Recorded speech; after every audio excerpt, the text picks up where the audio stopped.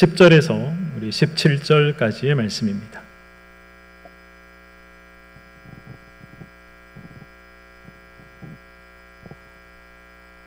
누가복음 13장 10절에서 17절까지의 말씀, 신약성경 117면에 있습니다. 우리 10절부터 교독하시겠습니다. 예수께서 안식일에 한 회당에서 가르치실 때에 18해 동안이나 귀신 들려 앓으며 꼬부라져 조금도 펴지 못하는 한 여자가 있더라. 예수께서 보시고 불러 이르시되 여자여 내가 내 병에서 놓였다 하시고 안수하시니 여자가 곧 펴고 하나님께 영광을 돌리는지라. 회당장이 예수께서 안식일에 병 고치시는 것을 분내어 무리에게 이르되 일할 날이 엿새가 있으니 그동안에 와서 고침을 받을 것이요 안식일에는 하지 말 것이니라 하거늘. 주께서 대답하여 이르시되 외식하는 자들아 너희가 각각 안식일에 자기의 소나 나귀를 외양간에서 풀어내어 이끌고 가서 물을 먹이지 아니하느냐. 그러면 18해 동안 사탄에게 매임바 된 이 아브라함의 딸을 안식일에 이 매임에서 푸는 것이 합당하지 아니하냐. 예수께서 이 말씀을 하시매 모든 반대하는 자들은 부끄러워하고 온 무리는 그가 하시는 모든 영광스러운 일을 기뻐하니라. 아멘. 제가 부교육자로 사역을 할 때 담임 목사님 아들이 담임 목사님이 목회하시는 교회가 아니라 다른 교회를 나가는 것, 그것을 알게 됐습니다. 만약 여러분들이 그 교회 성도라면 그 상황을 어떻게 받아들이시고 이해하실 수가 있으시겠습니까? 아니, 제 딸이 나중에 이제 자라서 중학생이 되거나 고등학생이 돼서 제가 목회하는 우리 교회가 아니라 다른 교회에서 신앙생활을 하기 시작한다 라고 한다면 여러분들은 그 상황을 어떻게 생각하시고 받아들이시겠습니까? 저는 그때 그 상황을 알고 참 담임 목사님의 마음도 이해가 되고 아버지가 목회하는 교회가 아니라 다른 교회를 가겠다라고 해서 신앙생활을 하고 있는 그 아들의 마음도 저는 이해가 되고 그리고 또 그것을 바라보는 성도들의 마음도 저는 이해가 되었습니다. 왜냐하면 저는 그 모든 입장이 다 되어 봤기 때문에 그렇습니다.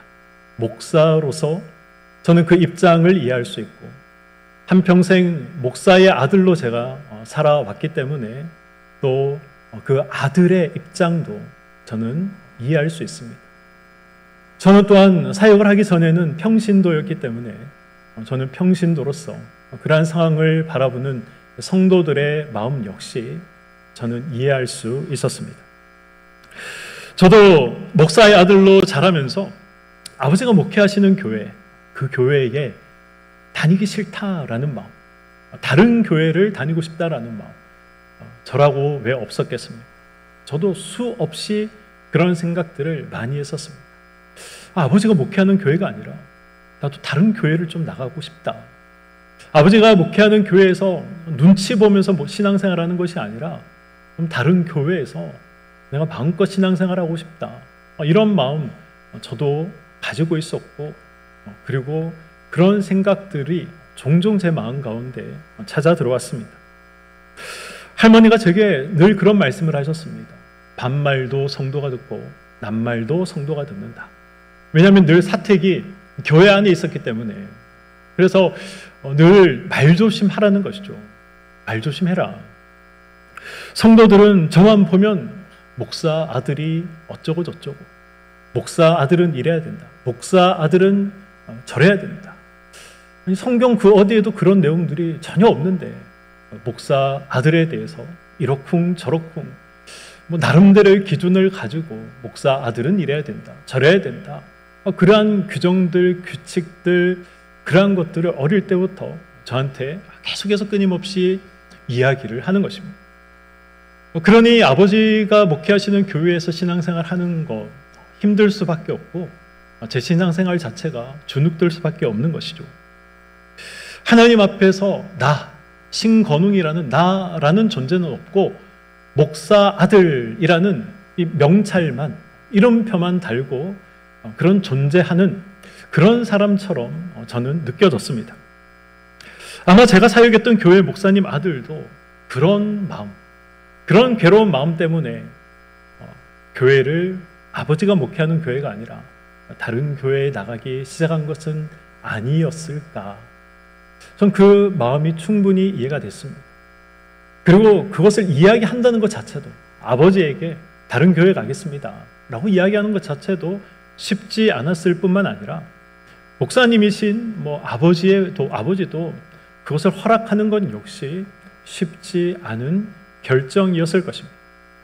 그리고 그러한 상황들을 바라보는 성도들 마음 역시 결코 편하지만은 않았을 것입니다. 그럼에도 불구하고 그렇게 결정하신 목사님이 참 대단하다, 그런 생각이 들었고, 그러한 상황들을 또 이렇게 그대로 있는 그대로 받아주는 성도들의 모습을 보면서도 참 성숙한 성도들이다, 그런 생각을 해보았습니다. 우리 삶 가운데 특별히 우리가 신앙생활 하면서 우리가 형식을 만들고 규칙을 만들고 또 규정 짓는 그러한 것들이 있습니다. 그러한 것들이 필요 없는 것이 아니죠. 그러한 것들은 필요한 것입니다.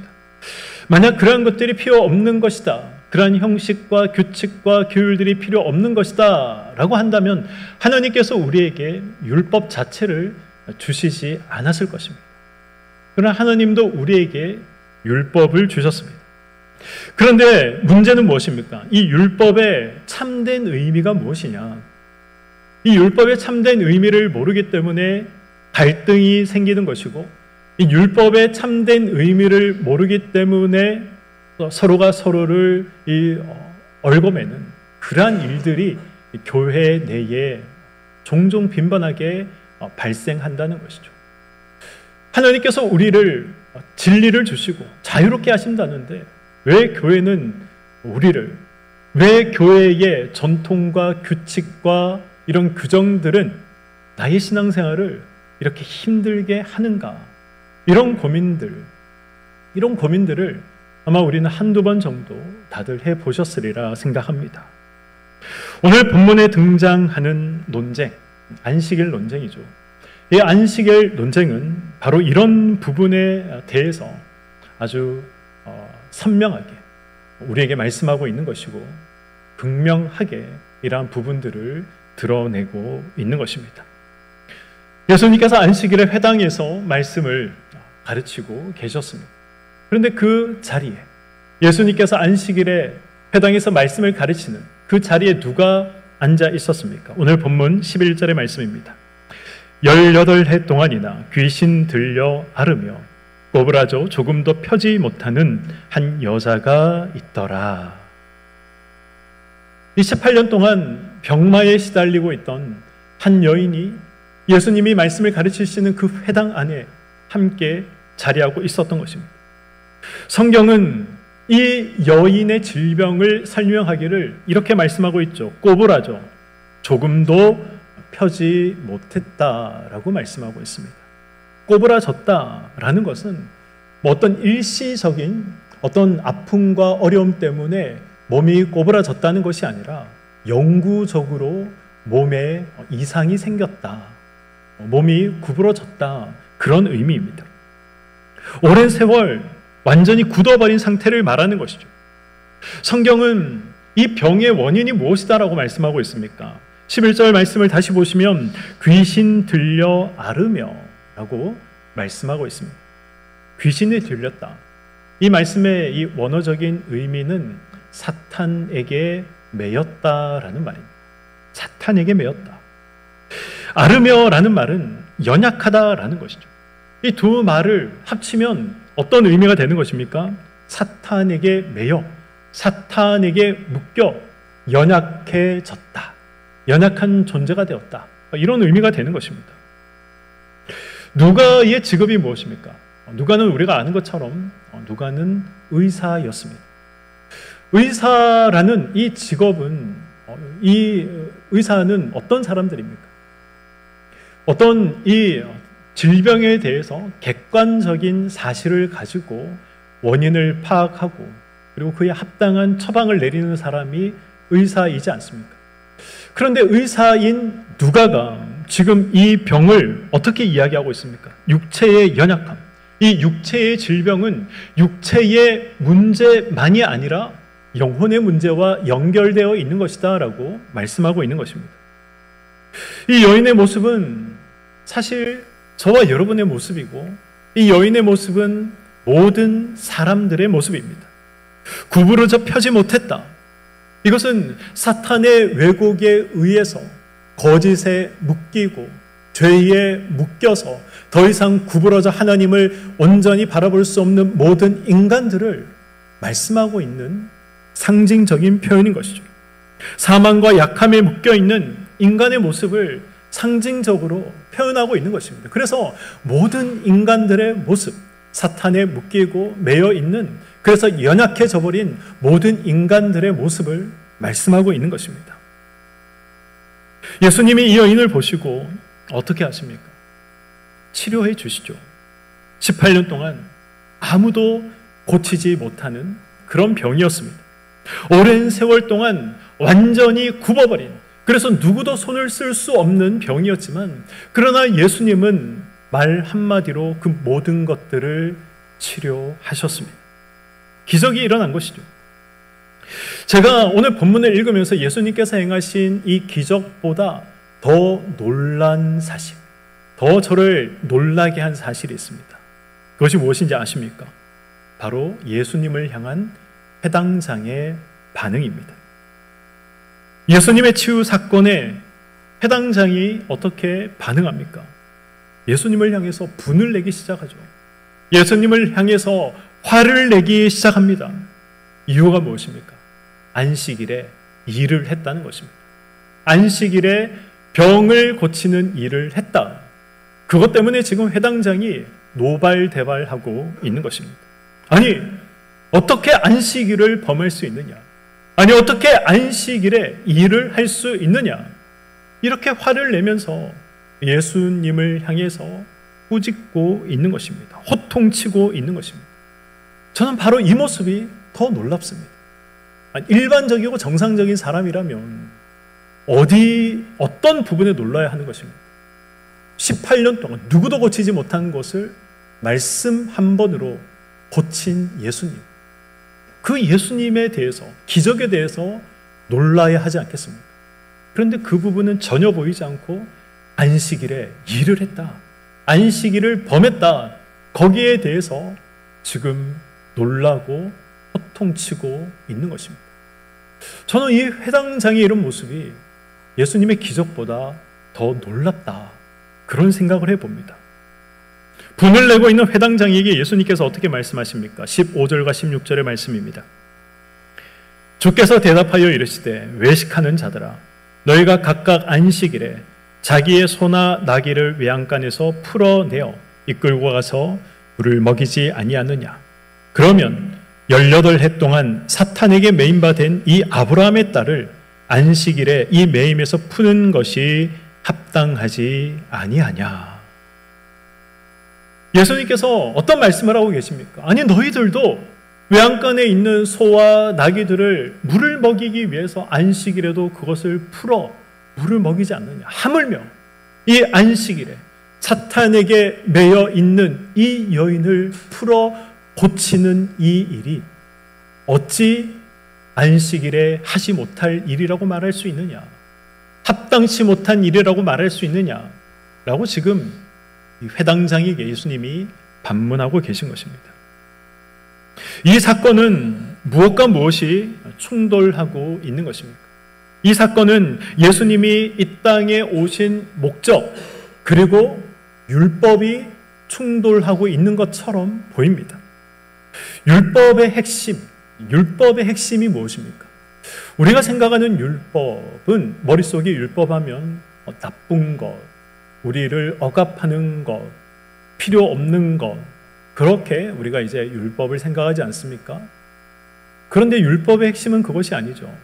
우리가 상반기 WBC를 통해서 우리는 율법의 핵심이 무엇이다 라고 배웠습니다.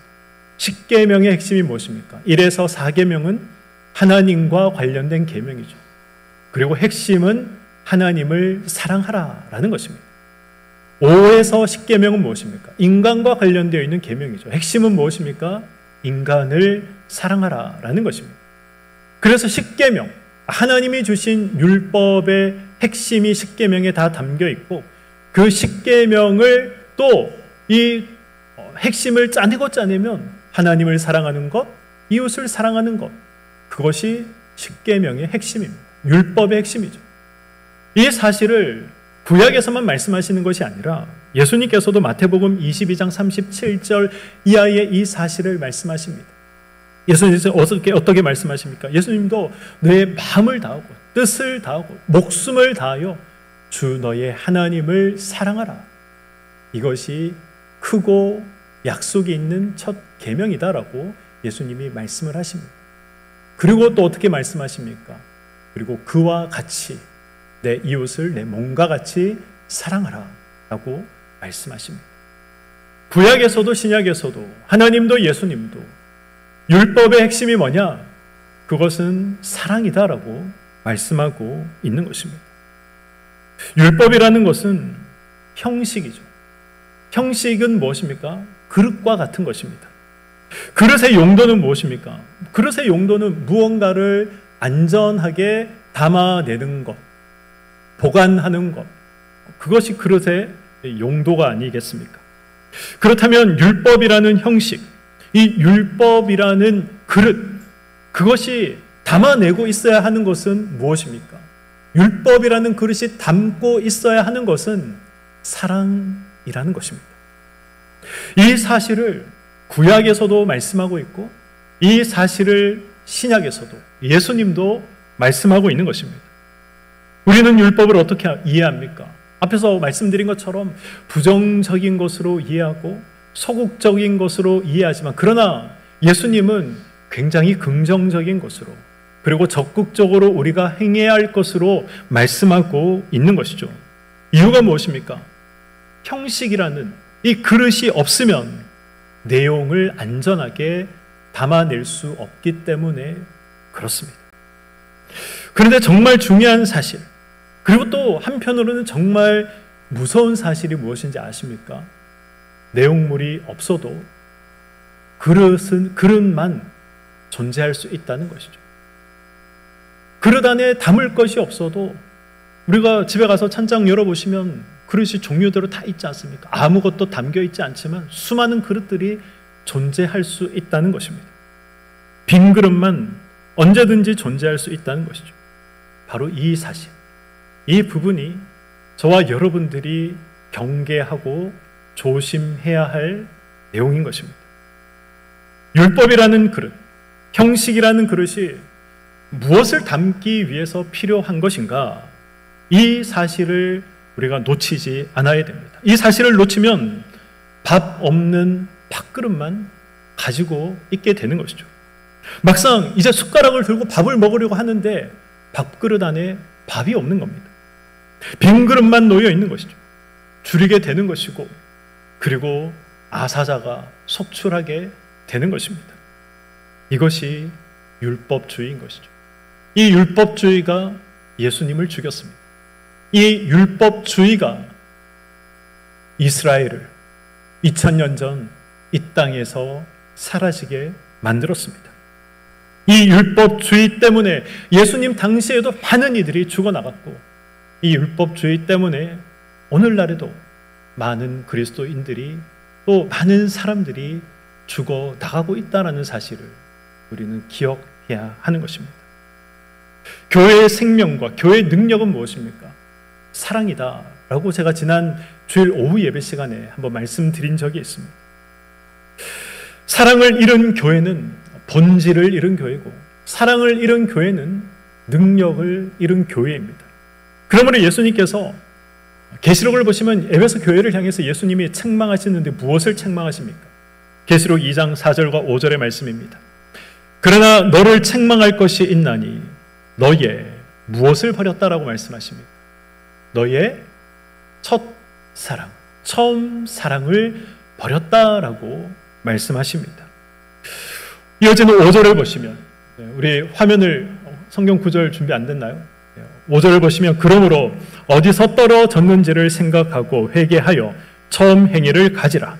만일 그리하지 아니하고 회개하지 아니하면 내가 내게 가서 어떻게 하시겠다라고 말씀하고 있습니까? 촛대를 옮기겠다라고 말씀하고 있습니다. 예수님은 사랑을 잃은 에베소 교회를 향해서 촛대를 옮기겠다라고 말씀을 하고 계시죠. 결국 무엇입니까? 형식이라는 그릇만 가지고 있으면 내가 교회로 인정하지 않겠다라는 것입니다. 형식이라는 그릇만 가지고 있으면 내가 내 촛대를 옮기겠다라고 말씀하고 계신 것입니다. 이것은 에베소 교회에만 해당하는 것이 아니라 오늘날 이 땅에 존재하는 모든 교회들에게도 해당하는 말씀인 것입니다. 예수님이 오신 이유가 무엇입니까? 마태복음 5장 17절에 예수님께서 오신 이유가 무엇이다라고 아주 명확하게 예수님께서 말씀하고 계십니다. 5장 17절의 말씀입니다. 내가 율법이나 선지자를 폐하러 온 줄로 생각하지 말라. 폐하러 온 것이 아니요 무엇을 위해 오셨다라고 말씀합니까? 완전하게 하려 합니다 라고 말씀하십니다. 완전하게 합니다. 예수님께서 오신 이유는 율법을 완전하게 만들기 위해서, 율법을 온전히 성취하기 위해서 예수님께서 오셨다라고 말씀하고 있습니다. 이 말씀의 의미가 무엇입니까? 율법이라는 그릇, 형식이라는 이 빈 그릇에 예수님께서 사랑을 담아내시기 위해서 예수님께서 오셨다라고 말씀하고 있는 것이죠. 율법이라는 그릇에 사랑이라는 것이 담겨야 온전해지는 것이고 완성이 되는 것입니다. 그리고 그것은 어떤 모습으로 나타나는가? 바로 메인 것을 풀어주는 것으로, 묶인 것을 풀어주는 것으로 나타난다라고 성경은 말씀하고 있습니다. 누가복음 4장 16절에서 19절의 말씀을 보도록 하겠습니다. 예수께서 그 자라나신 곳 나사렛에 이르사 안식일에 늘 하시던 대로 회당에 들어가사 성경을 읽으려고 서심해 선지자 이사야의 글을 들이거늘 책을 펴서 이렇게 기록된 데를 찾으시니 곧 주의 성령이 내게 임하셨으니 이는 가난한 자에게 복음을 전하게 하시려고 내게 기름을 부으시고 나를 보내사. 그리고 이제 목적이 나옵니다. 보내신 목적이 무엇입니까? 포로된 자에게 자유를, 눈먼 자에게 다시 보게 함을 전파하여 눌린 자를 자유롭게 하고 주의 은혜의 해를 전파하게 하려 하심이라 하였더라. 아멘. 누가복음 4장 16절에서 19절 말씀은 이사야 61장 1절과 2절의 말씀, 예수님에 대한 메시아의 예언에 대한 내용을 예수님께서 인용하고 계신 그런 부분입니다. 예수님께서 오신 목적이 무엇이다라고 말씀하고 있습니까? 포로된 자를 자유케 하는 것, 억눌린 자를 자유케 하는 것, 나는 이것을 위해서 이 땅에 왔다라고 예수님께서 말씀하고 계신 것이죠. 형식이라는 그릇, 그리고 이 율법이라는 그릇에 사랑이 담겨 있어야 하고, 그 사랑은 어떤 내용을 만들어내는 것이냐? 매이고 묶인 것을 풀어내는 것. 매인 자들, 묶인 자들, 그러한 매이고 묶인 것을 풀어내는 것으로 나타난다라고 말씀하고 있는 것입니다. 다시 한번 15절과 16절의 말씀을 보도록 하겠습니다. 주께서 대답하여 이르시되 외식하는 자들아 너희가 각각 안식일에 자기의 소나 나귀를 외양간에서 어떻게 한다라고 합니까? 풀어내어 이끌어 가서 물을 먹이지 아니하느냐? 그러면 18해 동안 사탄에게 매인받은 이 아브라함의 딸을 안식일에 어떻게 하는 것이 합당하다라고 말씀합니까? 매임에서 푸는 것이 합당하지 아니하냐라고 말씀하고 있습니다. 예수님은 안식일에, 우리가 안식일에 해야 하는 것은 매임에서 푸는 것, 이것이 합당하다라고 말씀하고 계신 것입니다. 합당하다라는 이 말씀의 이 원어적인 의미는 반드시 그렇게 해야 한다라는 의미입니다. 합당하다, 반드시 그렇게 해야 한다. 이 원어적인 의미가 직역하는 게 더 우리에게 더 와닿죠. 반드시 그렇게 해야 한다. 안식일에 매임에서 푸는 것, 그 일이 안식일에 반드시 있어야 한다라는 것입니다. 이것은 해도 되고 하지 않아도 되는 선택의 문제가 아니라 필수적으로 있어야 하는 것이다라고 말씀하고 있는 것입니다. 안식일이란 무엇입니까? 참 안식의 실체가 되시는 예수 그리스도의 그림자, 그 그림자가 안식일입니다. 모든 것을 내려두고 우리가 주 안에서 하루를 온전히 쉬는 것, 그리고 이 쉼이 결국 우리에게 주어진 영생을 통해서 맛보게 될 쉼이다라는 것을 우리가 이 지상에서의 삶, 이 땅에서의 삶을 통해서 안식일을 통해서 우리가 맛을 보는 것입니다. 그림자인 것이죠. 실체가 따로 있고 그림자로서 존재하는 것입니다. 골로새서 2장 16절에서 17절은 이렇게 말씀합니다. 그러므로 먹고 마시는 것과 절기나 초하루나 안식일을 이유로 누구든지 너희를 비판하지 못하게 하라. 16절에 나오는 먹고 마시는 것, 절기, 초하루, 안식일, 이것은 다 무엇을 상징하는 내용들입니까? 율법을 상징하는 것입니다. 율법의 내용들, 하나님께서 주신 율법의 내용들을 한번 보시기 바랍니다. 먹고 마시는 문제와 관련되어 있는 것입니다. 절기와 안식일과 하나님 앞에 예배 드림에 대해서 관련되어 있는 내용들입니다. 지금 이 골로새서 2장 16절은 바로 율법에 대해서 말씀하고 있는 것이죠. 이어지는 이 17절 말씀 한번 보도록 하겠습니다. 이것들은 장래일의 그림자이나 몸은 그리스도의 것이니라. 그림자로 실체를 가리지 말아라 라고 말씀하고 있는 것입니다. 예수님의 이 내용, 예수님의 핵심 주장은 아주 선명하고 분명합니다. 율법의 문자에 갇힌 해석, 율법의 목적을 잃어버린 그러한 해석은 사람을 굽게 만드는 것이고, 그러한 해석은 사람을 여전히 묶어두고 있는 것이다 라는 것입니다. 율법의 목적이 무엇입니까? 율법의 목적은 우리가 억압이다, 속박이다 라고 생각을 하지만, 그러나 율법의 참된 목적은 억압이 아니라 자유를 주는 것입니다. 하나님이 주신 최초의 율법이 무엇입니까? 하나님이 주신 최초의 율법은 단 한 가지였습니다. 하나님이 인간에게 주신 법은 딱 하나밖에 없죠. 선악을 알게 하는 나무의 열매를 먹지 말아라. 그것이 인간에게 주신 유일한 법이었습니다. 그 법을 지키면 하나님께서 무엇을 약속하십니까? 영원한 생명을 약속하시고, 그리고 우리에게 거의 무한에 가까운 풍요와 풍성을 하나님께서 약속하시고, 그리고 자유를 약속하셨던 것입니다. 그런데 이 자유가 아담의 죄 때문에 이 죄에 묶이게 되고 매이게 되어버린 것입니다. 굽어지게 되어버린 것이죠. 예수님은 바로 이 매임에서 우리를 풀어주시기 위해서 이 땅에 오신 것입니다. 율법과 형식은 제가 그릇이다라고 말씀을 드렸습니다. 줄인 자들을 초청해서 우리가 한 상 가득 차려냈다라고 한번 생각해 보시기 바랍니다.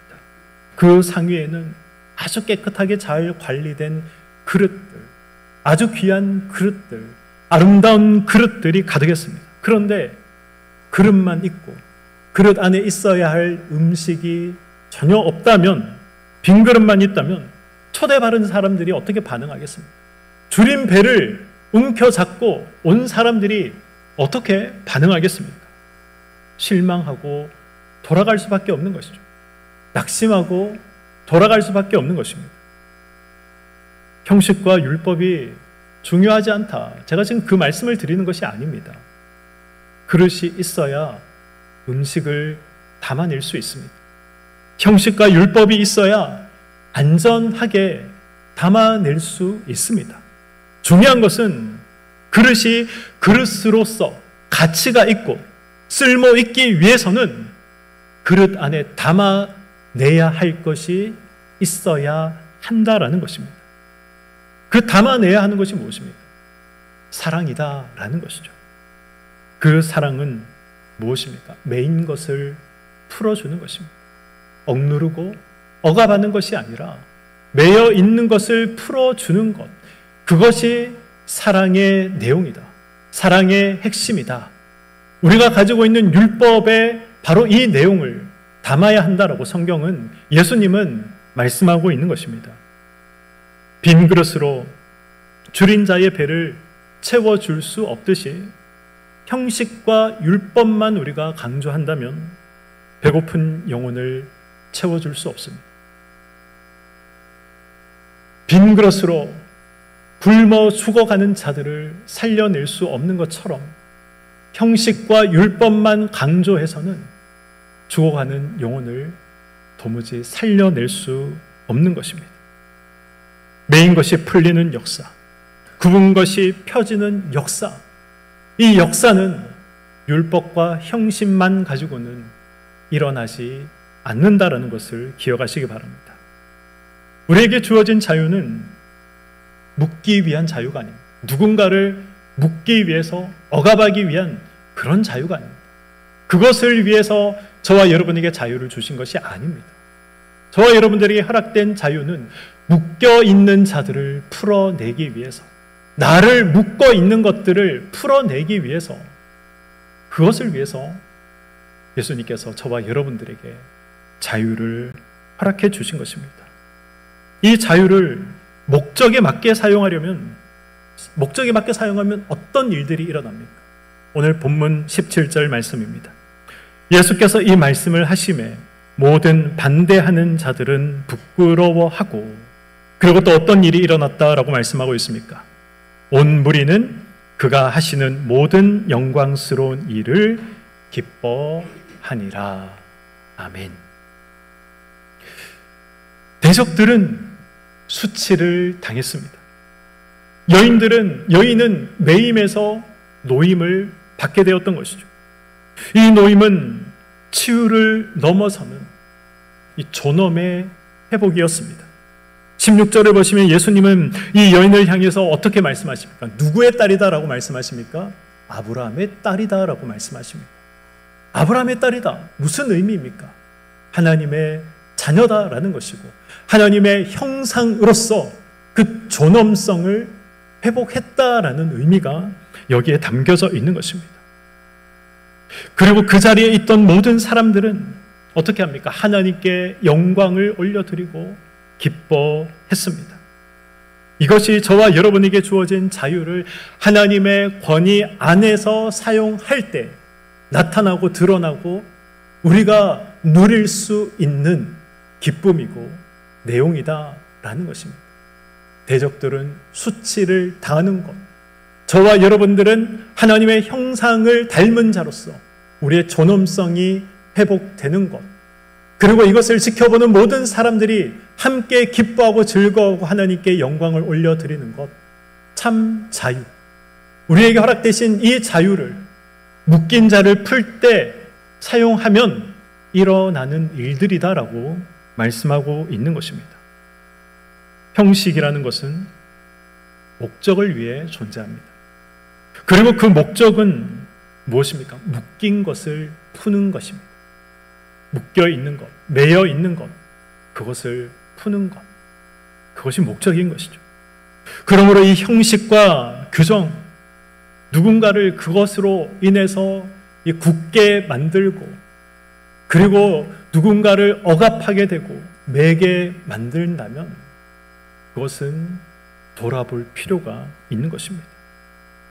하나님의 형상으로서 이 존엄성이 회복되지 않는다면, 기쁨이 회복되지 않는다면, 묶여있는 것이 풀리지 않는다면, 그렇다면 우리가 가지고 있는 규칙, 규율, 내가 정한 신앙의 틀들, 그것이 과연 하나님 앞에서 건강한 것인가? 우리 교회가 가지고 있는 그러한 신앙의 틀들, 규칙들, 그것이 과연 하나님 앞에서 건강한 것인가? 혹시 그릇만 있지 그릇 안에 내용물은 없지는 않은가? 이러한 내용들을, 이러한 사실들을 살펴봐야 한다는 것입니다. 하나님께 영광을 돌리며 기쁨을 만드는 일, 올려드리는 일, 그러한 일이 일어나지 않는다면 우리가 가지고 있는 형식들, 규정들, 그러한 것들은 점검해야 한다는 것입니다. 오늘 말씀을 맺도록 하겠습니다. 안식일은 어떤 날입니까? 매임에서 풀리는 날입니다. 그래서 우리는 우리 자신을 돌아봐야 됩니다. 내가 가지고 있고 우리가 가지고 있는 규정들, 내가 스스로 규정한 신앙의 규칙들, 그리고 우리 교회의 전통이다라고 말해서 만들어 놓은 그러한 것들이 과연 사람을 살리고 있는가? 그러한 것들이 과연 함께 기뻐하며 하나님을 찬양하며 영광 돌리는 일에 쓰임받고 있는가? 이러한 부분들을 우리가 살펴야 하는 것입니다. 형식과 규정이 사람을 짓누를 때 묶인 것을 풀어주신 예수 그리스도의 놀라운 은혜가 더 이상 보이지 않게 되는 것입니다. 사람을 살린 것, 굽은 것을 곱게 하시는 것, 이것을 더 이상 보지 못하도록 만드는 것이죠. 그래서 아니, 안식일에 어떻게 일을 할 수 있느냐 라고 말하는 회당장의 자리에 저도 여러분도 항상 설 수 있다라는 사실, 이 어리석음을 우리가 늘 범할 수 있다는 사실을 우리는 잊지 말아야 하는 것입니다. 우리에게 주신 자유는 묶는 것을 위해서 주신 것이 아니라 푸는 것을 위해서 주신 자유입니다. 안식일에 푸는 것이 마땅하니라. 이 말씀이 율법의 핵심입니다. 스스로 묶어 있는 것들이 계십니다. 오늘 하나님 앞에 말씀이 선포되는 자리에 나와는 있지만, 그러나 하나님 앞에 가까이 가지 못하도록 만드는 그런 부분들, 죄책의 마음들, 내 발목을 붙잡고 있는 것들이 있다면 스스로 푸시기 바랍니다. 예수님께서 말씀하십니다. 그것에서 놓였다 라고 이미 선포하셨습니다. 스스로 그것을 풀어내시기 바랍니다.